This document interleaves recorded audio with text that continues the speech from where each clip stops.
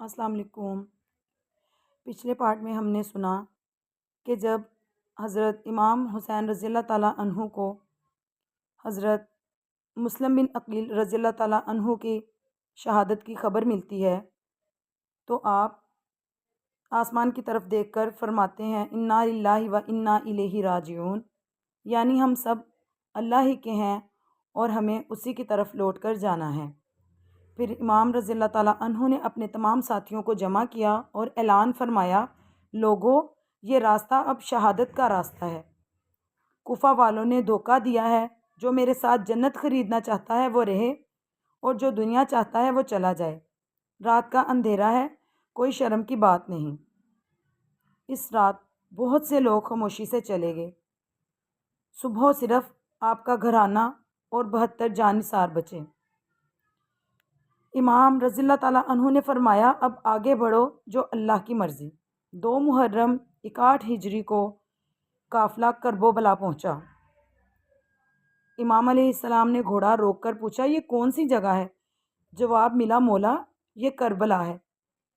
یہ سن کر امام علیہ السلام کی آنکھیں بھر آئیں، زمین سے مٹی اٹھائی، سونگھی اور فرمایا، ہاں یہ وہی کرب و بلا کی زمین ہے، یہاں ہم اتریں گے، یہیں ہمارا لہو بہے گا۔ میرے نانا رسول اللہ صلی اللہ علیہ وآلہ وسلم نے مجھے اس کی خبر دی تھی، حکم دیا یہیں خیمے لگا دو۔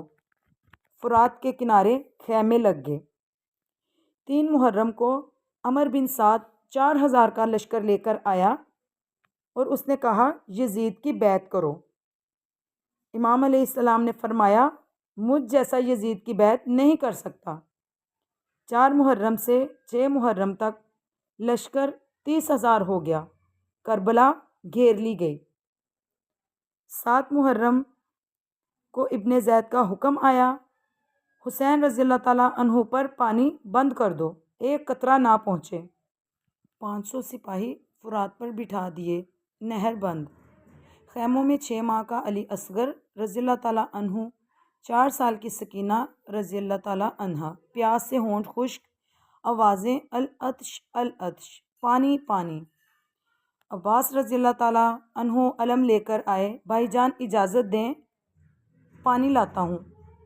امام رضی اللہ تعالیٰ عنہ نے فرمایا، میرے بھائی عباس ابھی صبر کا حکم ہے۔ 7 محرم کی رات خیموں میں بچوں کا رونا اور سامنے بہتا فرات۔ 7 محرم تک کربلا کی داستان یہ تھی۔ 8 محرم کو کیا ہوگا؟ جب علی اکبر اذان دیں گے۔ 9 محرم تسوعا کے دن شمر کیا پیغام لائے گا؟ 10 محرم یوم عاشور، جب زمین نے ایسا کرب نہ دیکھا ہوگا۔